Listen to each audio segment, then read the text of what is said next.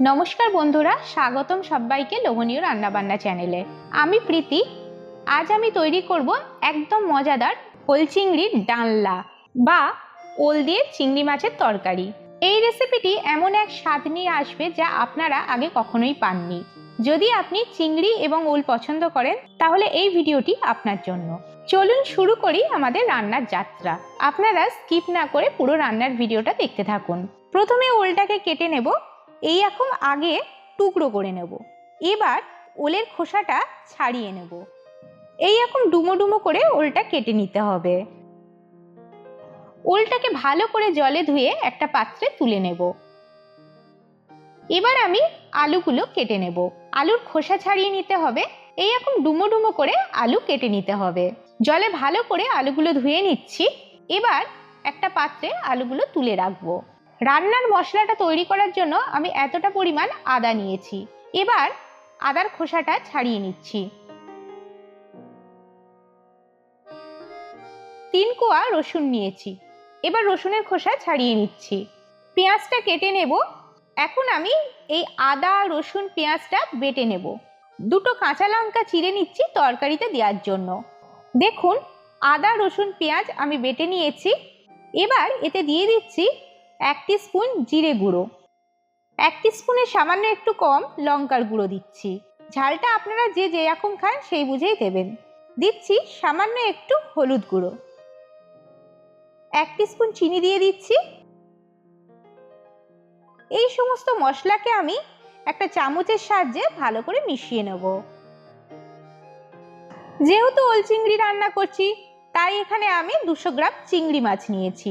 চিংড়ি মাছটার খোসা ছাড়িয়ে জলে ধুয়ে একটা পাত্রে রেখেছি। এখন আমি চিংড়ি মাছে দিয়ে দেব স্বাদ মতো নুন, দিয়ে দেব সামান্য হলুদ গুঁড়ো। নুন হলুদটা চিংড়ি মাছের মধ্যে ভালো করে মাখিয়ে নেব। এবার গ্যাস জ্বালিয়ে নেব। একটা কড়াই বসিয়ে দেব। প্রথমে আমি ওলটাকে সামান্য একটু আধ সেদ্ধ করে নেব। এই জন্য কড়াইয়ে দিয়ে দিচ্ছি জল। টুকরো করে কেটে রাখা ওলটা আমি জলে দিয়ে দিচ্ছি। ওলটাকে আমি মিনিট 3 সেদ্ধ করব, অর্থাৎ আধ সেদ্ধ করব, কারণ পরে আলুর সাথেও ওলটা সেদ্ধ হবে, তাহলে ওলটা তখন গলে যাবে। আমি যখন ওলটা কাটছিলাম তখন হাত চুলকাচ্ছিল। ওল খেয়ে যাতে গলা না চুলকায় এর জন্য আমি ওলের মধ্যে দিয়ে দিচ্ছি অর্ধেকটা পাতিলেবুর রস। এবার ওলটাকে থালা ঢাকা দিয়ে দিচ্ছি সামান্য একটু সেদ্ধ হওয়ার জন্য। ঠিক মিনিট 3 বাদেই ফিরে এলাম। এবার ওলটাকে জল থেকে একটা পাত্রে তুলে নেব। দেখুন, ওলটা কিন্তু বেশি সেদ্ধ হয়নি। এবার ওলটাকে একটা পাত্রে আমি তুলে নেব। আমি এখানে সাদা তেল দিলাম। আপনারা সর্ষের তেল দিয়েও মাছ ভাজতে পারেন বা সর্ষের তেল দিয়ে পুরো রান্নাটাই করতে পারেন। তেল গরম হয়ে গেছে। তেলে দিয়ে দিচ্ছি চিংড়ি মাছ। চিংড়ি মাছটাকে খুব একটা কড়া করে ভাজবো না। মাছটা দেখুন ভাজা হয়ে গেছে। মাছগুলো একটা পাত্রে তুলে নেব। এবার ওই মাছ ভাজার তেলেই আমি আলুটাকে ভেজে নেব।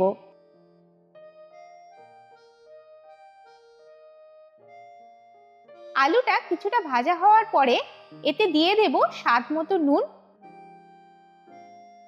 আর দেব সামান্য একটু হলুদ গুঁড়ো।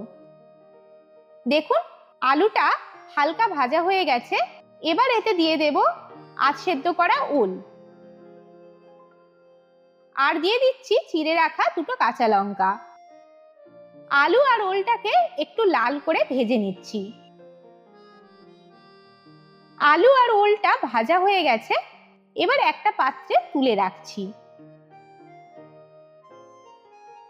এবার কড়াইয়ে সামান্য আর একটু তেল দিয়ে দিলাম। ফোড়নে দিচ্ছি 2টো ছোট এলাচ, 2টো লবঙ্গ, সামান্য দারচিনি স্টিক, দিচ্ছি একটা শুকনো লঙ্কা। গ্যাসের আঁচটা মিডিয়াম করে দিলাম। দিচ্ছি হাফ টিস্পুন গোটা জিরে। ফোড়নটা 1-2 সেকেন্ড ভেজে নিয়ে এর মধ্যে দিয়ে দিচ্ছি মশলাটা। যে মশলাটা আমি আগে করে রেখেছিলাম সেই মশলাটা আমি দিয়ে দিলাম। মশলাটা ভালো করে কষতে হবে। সামান্য একটু মশলা ধোয়া জল দেব। মশলাটা দেখুন কষা হয়েছে। এতে দিয়ে দিচ্ছি ভেজে রাখা চিংড়ি মাছ। চিংড়ি মাছ দিয়ে মশলাটাকে কষে নিতে হবে। এবার আমি এতে দিয়ে দিচ্ছি ভেজে রাখা আলু, ওল আর কাঁচা লঙ্কাটা। আলু, ওল, চিংড়ি মাছ দিয়ে মশলাটা কষবো।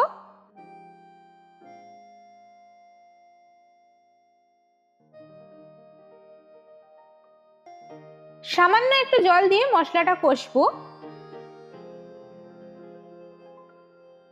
দেখুন মশলাটা কষা হয়ে গেছে, মশলাটার গা দিয়ে তেল ছাড়ছে। এবার এতে আমি দিয়ে দেব জল। স্বাদ মতো নুন দিয়ে দিচ্ছি।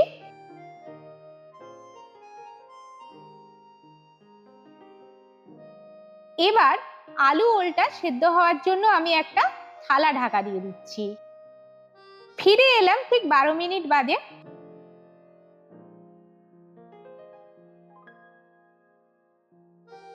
দেখুন আলু সেদ্ধ হয়ে গেছে, ওলও দেখুন সেদ্ধ হয়ে গেছে। এবার এতে মিশিয়ে দেব হাফ টিস্পুনের একটু কম গরম মশলার গুঁড়ো।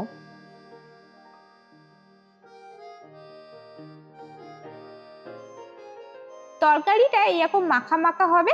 তৈরি হয়ে গেছে ওল চিংড়ির ডালনা। আমি গ্যাসটা নিভিয়ে দিচ্ছি।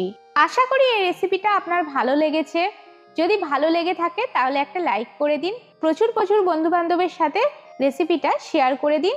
আর আপনি আমার চ্যানেলে নতুন বন্ধু হয়ে থাকলে চ্যানেলটাকে সাবস্ক্রাইব করে দিন। আর এই ভিডিওটা পুরোটা দেখার জন্য আপনাকে অনেক অনেক ধন্যবাদ। খুব শীঘ্রই ফিরে আসবো নতুন একটা রান্নার ভিডিও নিয়ে। নমস্কার।